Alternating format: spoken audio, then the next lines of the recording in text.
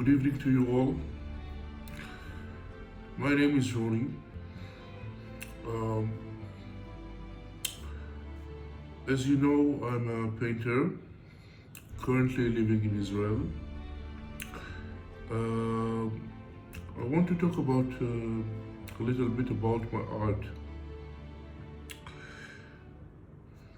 As some of you know, I'm painting for about 25 years. My goal in painting is to reflect some kind of realistic world, combining with cartoons and designs that I developed over the years. It wasn't easy to be an artist, but unfortunately, it's worth it and it pays. Uh, it's a struggle, and I try to remain myself some kind of vocabulary in art. I have my own references. I don't use any more stolen stuff from the Google. I'm working straight from observation. I work for photos from that I produced.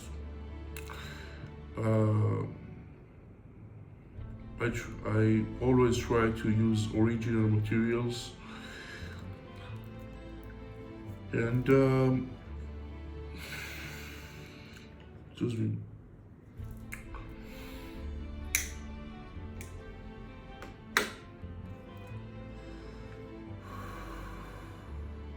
I store them in storage, and I have a lot of references, a lot of subjects like animals, people, buildings, and everything is mainly original stuff. I also got sketches, and in those sketches I produce original designs. I always use in my serious work. I try to use original stuff.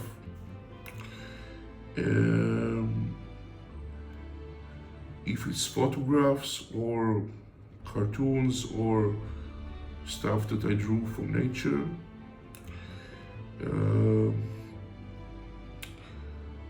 So I consider myself also as some kind of a photographer that produce a lot of materials that depicts in his photos single subjects as buildings, people, etc. and plants, and I uses them as an elements to my paintings.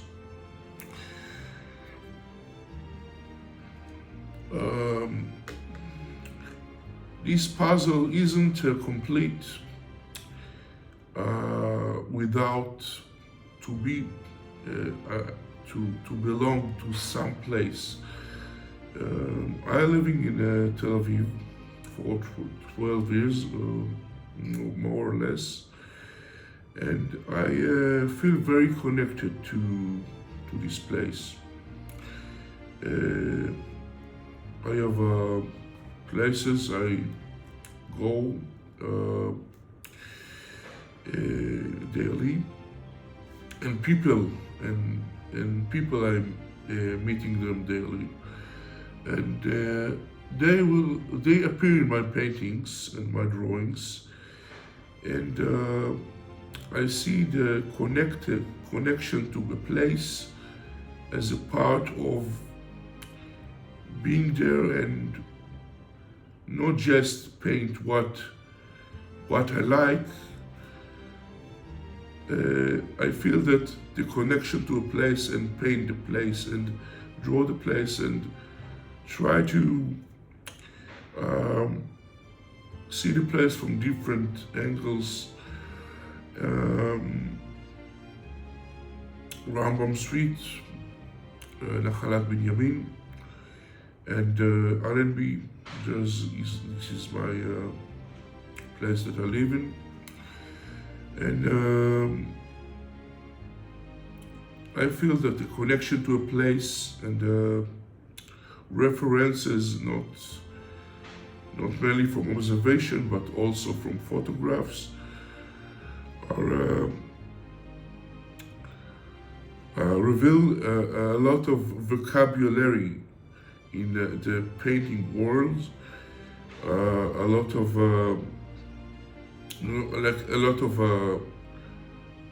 the language of painting is of my art is connected to some kind of the same people all over and all over again.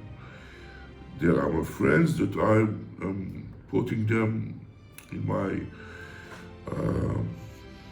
paintings.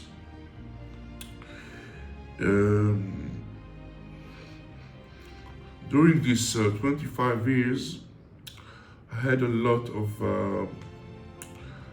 of experience. I draw from nature, from anatomy lessons with a private teacher, a very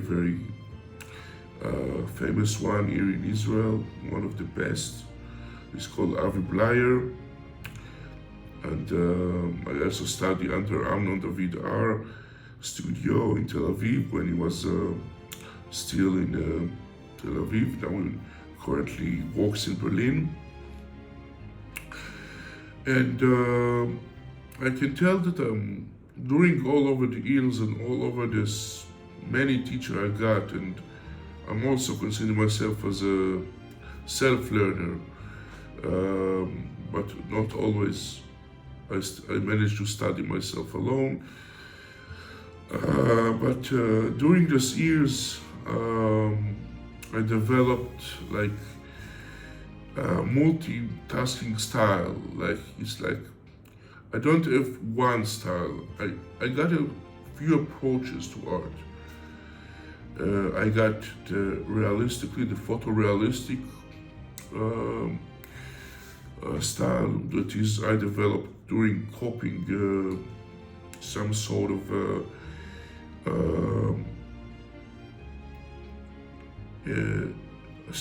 image that I constructed or single shot. And I have studies from illustrations that depicts the human body. I also got the story of the Jolly Doodler, one of my famous illustrations, stuff that I do, that this is kind of elusiveness of the mind and let go what my mind is carrying me to draw. And this is a very good exercises for loosening up your mind and to develop something from scratch. You don't really know what's going to happen. You just hold your pen or pencil and let go whatever you like.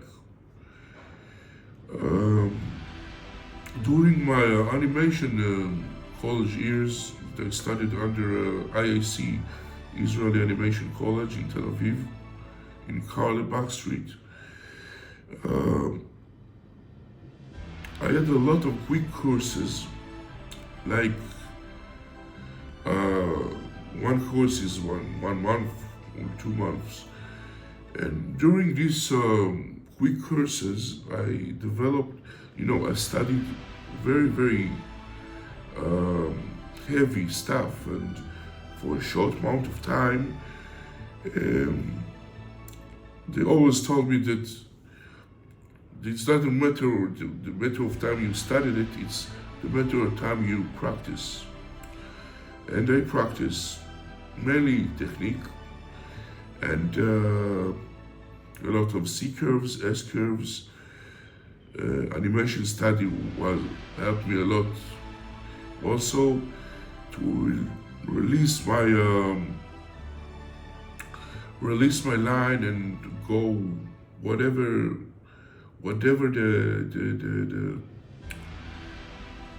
the circles and the elusiveness takes me. I didn't manage to get it right if I didn't study under Avi Bleier. I took him as a private teacher, studied under his command for 3 years, and he showed me the anatomical structure of the human body, how to play with the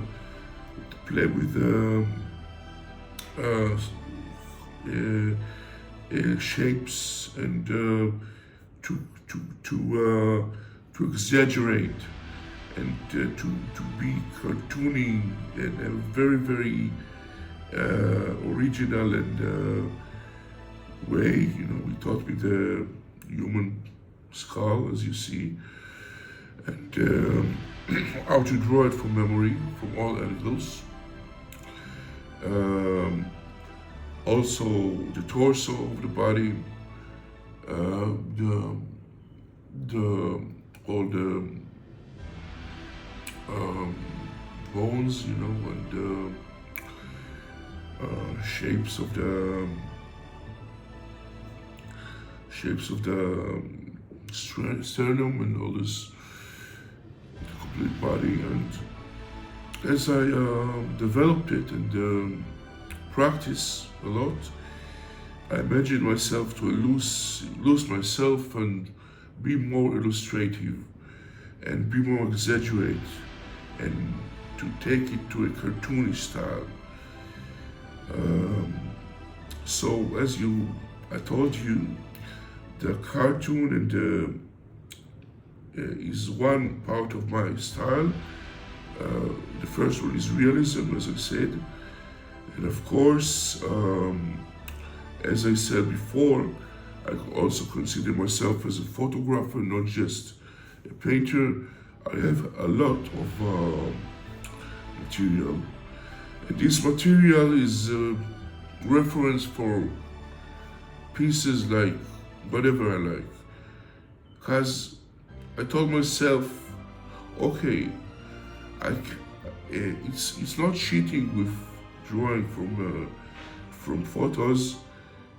Whatever this photo is mine, I took them. So this is original material. This is not if I didn't install it for anyone. And my studio, Ronnie Lemberger studio, is very large scale of photo from mainly from these iPhone cameras around during the years. I produced with the iPhone cameras all over the years. I got my stuff materials from all this stuff, and I honored by this. And I think it's a great era to paint. I think it's a good time that iPhone cameras and smartphones are here for the painters, not to be an enemy of the painter, to be a friend.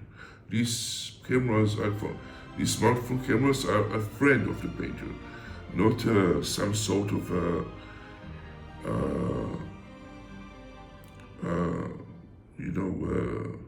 you don't have to worry that you don't have an expensive camera, or I think this doing a good job, this stuff, and I feel very lucky. And this is, of course, all my materials putting it in a cloud, and it's uh, it's a kind of a toolbox that I use for creating works. Uh,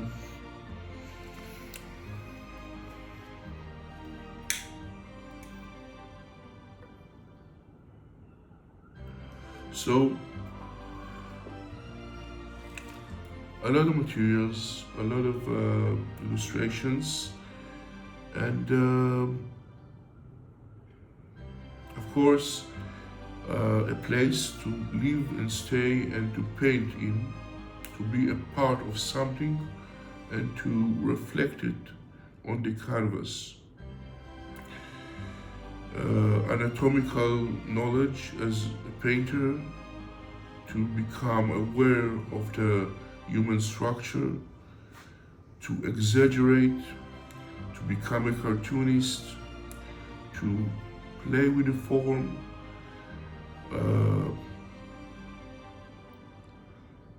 to be approved in photography, to be aware of the light, to always think about the composition. Photography is taught me a lot about composition and perspective. As I think about my favorite painting from the painters from the past, like Nicolas Poussin and Leonardo da Vinci and Albert Dürer, I always wonder, but what were the how did they did it without cameras?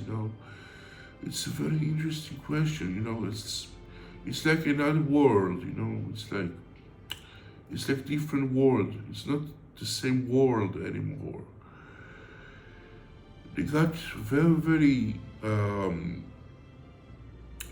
minimal with tools. That they had everything was like, how do you call it? Can you call it like low tech? And measurements. Like measurements, tools and stuff was really, really more materialism. Today everything is digital and everything you got is in your box, your computers, on your tablets, on your cell phones, and it's I don't see it as a bad thing.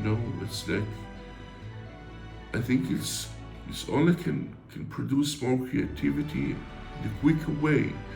That it's like a magic. And the AI, of course, is I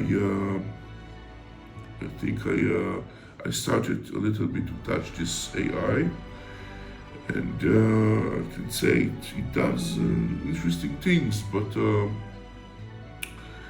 it's very dumb. Like it's doing things like trying to implicate the way human thinks, but it's it doesn't matter, if AI can be a tool for helping the artist, but not to take all his art and do it from scratch. I believe it can help, but when you think about composition, color, and all kinds of the artist's style, so I believe the artist should handle it itself. But as a helping tool for a little things like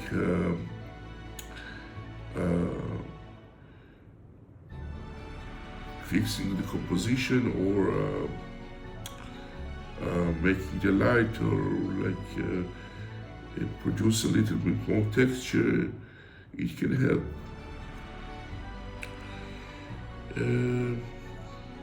As you see, uh, living in small apartments. My former studio was in not far away from this place in Allenby, and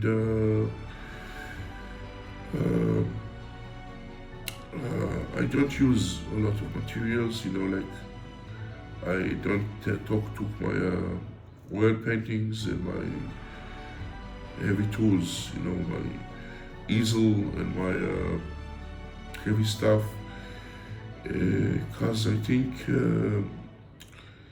Apple doing a good job for providing me iPad Pro. iPad Pro is a very it's my favorite tablet, and it contains everything that I need for producing pieces of art that can be measured in 6 meter long and can be produced on canvases and pieces of wood or anything.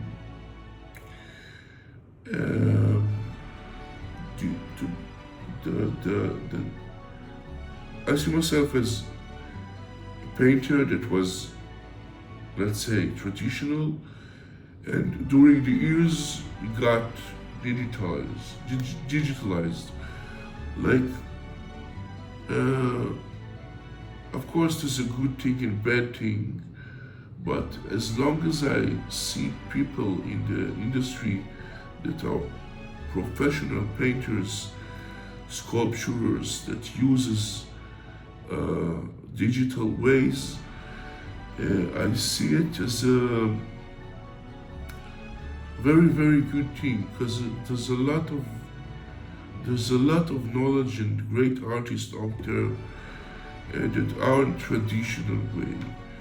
It's like, so when I managed to get information about artists, professional digital artists, and see their stuff, I can say that there's not a lot of difference, between the. There's all in the head, It's like digital or professional, traditional. It's all in the head. Of course, digital art had a lot more shortcuts, but I see these shortcuts as a kind of a good way, and these shortcuts are like tracing or become graphical and become tracer and become this kind of shortening style is to mainly is to shorten the way and to become more straight, practical, and less slow. And I don't say there is not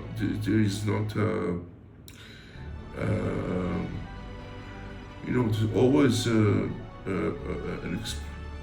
I need to explore stuff. I need to go out to a journey and paint a picture that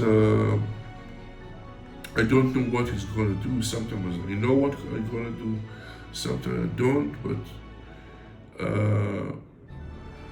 when I get there, it's a lot quicker. And I during this situation, I decided to observe more. Like when I do it, I take breaks and I look it from like different angle of state of mind.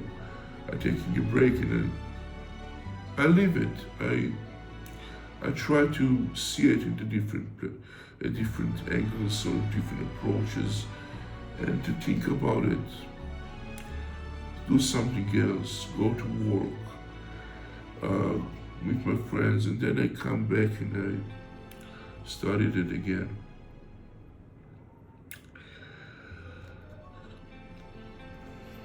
Uh,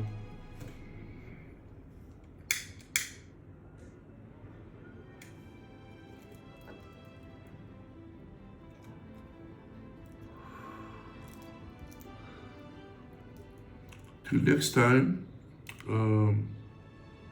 see you.